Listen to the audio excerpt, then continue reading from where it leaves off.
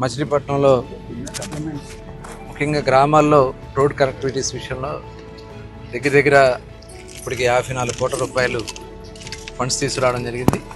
అందులో మొన్ననే పవన్ కళ్యాణ్ గారు శాస్కి కింద దగ్గర 19 కోట్ల రూపాయలు శాస్కి కోసం ప్రత్యేకంగా ఇవ్వడం జరిగింది. దాని కింద ఏదైతే రోడ్స్ అన్నీ కూడా డ్యామేజ్ అయ్యి ఉన్నాయో అవన్నీ కూడా కరెక్ట్ చేస్తున్నాం.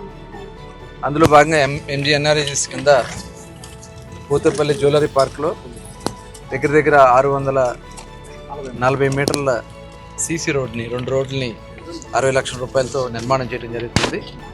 అట్లాగే ఇప్పుడే బీచ్లో కూడా అక్కడ బీచ్ ఫెస్టివల్ అప్పుడు ఎక్కువ ఫ్లోటింగ్ వస్తుంది కాబట్టి అక్కడ కూడా 2 రోడ్లకి దగ్గర 90 లక్షల రూపాయలతో 2 రోడ్లు నిర్మాణం చేయడానికి కూడా శంకుస్థాపన చేశాం. ఇవాళ మొత్తం మచిలీపట్నం కాన్స్టిట్యున్సీలో అన్ని విలేజెస్ కూడా దాదాపు 95% రోడ్స్ పూర్తి చేశాం. ఇంకా మిగిలిన డ్రైన్లు కొద్దిగా ఉన్నాయి, ఆ డ్రైన్స్ కూడా కంప్లీట్ చేయడం జరుగుతుంది. అలాగే ముఖ్యంగా ఈ జ్యువెలరీ పార్క్ని ఒక మోడల్ పార్క్ కింద డెవలప్ చేయాల్సినటువంటి అవసరం ఉంది. ఇక్కడ ప్రధానంగా మంచినీటి సమస్య ఉంది. అలాగే ఈ రోడ్లో వర్షం పడితే ఎక్కువగా మహిళలు ఇక్కడ వర్క్ చేస్తారు. దగ్గర 4-5 వేల మంది వర్క్ చేయడం జరుగుతుంది.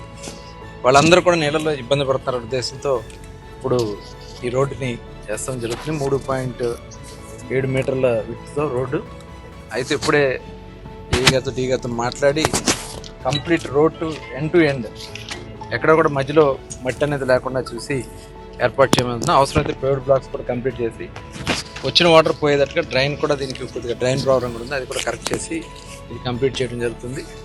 దాంతోపాటు ఇక్కడ ఒక ఎగ్జిబిషన్ కింద చేయాలనే ఉద్దేశంతో ఆనాడు పార్లమెంట్ సభ్యులుగా రాజ్యసభ సభ్యులుగా ఉన్నటువంటి చిరంజీవి గారి ఫండ్స్తో ఇక్కడ ఒక కమ్యూనిటీ హాల్ ప్లాన్ చేసాం. అది దాదాపు పూర్తి అవడానికి దగ్గరలో ఉంది. ఇంకొక 3 నెలల్లో అది కూడా కంప్లీట్ చేసి మొత్తం కూడా ఇక్కడ అది కూడా కంప్లీట్ చేసుకోవడం జరుగుతుంది. అలాగే ఇక్కడ ఆటో నగర్ కూడా మొన్న వాళ్ళు కూడా అక్కడ సమస్య చెప్పారు, మంచినీళ్ళకి ఇబ్బంది పడుతున్నారు. అక్కడ ఓవర్ హెడ్ ట్యాంక్ లేదు, ఈ రెండింటికి కూడా ఓవర్ హెడ్ ట్యాంక్ లేదు కాబట్టి ఏపీఐసి నుంచి మాట్లాడి అది కూడా అక్కడ ఒక వాటర్ ట్యాంక్ని ఆటో నగర్ కోసం కంప్లీట్ చేయడం జరుగుతుంది. గతంలో కూడా ఇక్కడ ఒక చెరువుకి చుట్టూ వాకింగ్ ట్రాక్ అని ఇవన్నీ కూడా మనం గతంలో ఉన్నప్పుడు వేసాం. లాస్ట్ 5 years వాళ్ళు ఈ ప్రాంతం మీద పెద్దగా దృష్టి పెట్టలేదు. భవిష్యత్తులో ఇంకా మరిన్ని పార్క్స్ రావడానికి అవకాశం ఉంది మచిలీపట్నంలో.